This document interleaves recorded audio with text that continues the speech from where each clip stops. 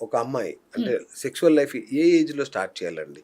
అంటే ideal age. Sexual లైఫ్‌కి ideal age అంటూ యాక్చువల్లీ లేదండి. మన కంట్రీలో మ్యారేజ్ అంటే మన ఆఫ్ ఇండియన్ కోర్స్. బిలీఫ్స్, అవును. రిలీజియస్ అవును. అన్నిటిలో 18 విమెన్, 21 మెన్ అంటే అవును. ఆ లైన్స్‌లో వెళ్ళాలి అన్న దానికి ఆ! నేను యాక్చువల్లీ చూసే నా ప్రాక్టీస్‌లో చెప్పాలి అంటే 100 గర్ల్స్ అన్‌మ్యారీడ్ నా దగ్గరకొస్తుంటే 95% of them are sexually active. Oh! 5% of them మాత్రమే సెక్చువల్లీ యాక్టివ్ ఉంటారు. ఆ! అంటే చెప్పేవాళ్ళు మేము అడిగినప్పుడు 95%, 90% యాక్టివ్ అంటారు. 10% చెప్పరు. ఆ ఓకే. 10%లో కూడా అబద్ధం ఉండొచ్చా? చెప్పేవాళ్ళు కూడా ఉండొచ్చు. ఓహ్ సో మై గాడ్. ఆ! సో జనరల్‌గా అంటే మేము నాన్ జడ్జ్‌మెంటల్‌గానే చూస్తాము. అదేలెండి. అవును. ఎవరిని మేము అంతే గదా! ఇది అవును. తప్పు అది అని. ఎందుకంటే ఎండ్ మోరల్ ఆఫ్ ది గ్రౌండ్స్‌లో డే మీరు చూడరు గదా! ఎందుకంటే హెల్తే మెయిన్ గాబట్టి. ఎందుకంటే మేము ఏదైనా వాళ్ళు మాకు చెప్పగలిగితేనే మేము ట్రీట్ చేయగలుగుతాం. End of the day treatment important.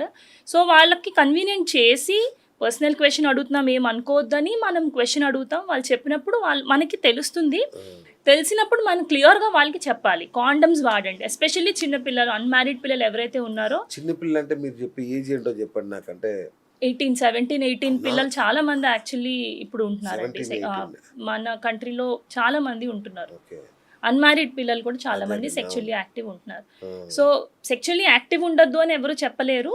దాని బదులు ప్రికాషన్స్ తీసుకోవాలి. తీసుకోవడం యాహ్! అంటే బీ కేర్‌ఫుల్, కాండమ్స్ వాడాలి. End of the day sexually shared infections అనేది రాకూడదు. ఓకే. బికాజ్ వాటి వల్ల లాంగ్ టర్మ్ ఇంప్లికేషన్స్ ఉంటాయి.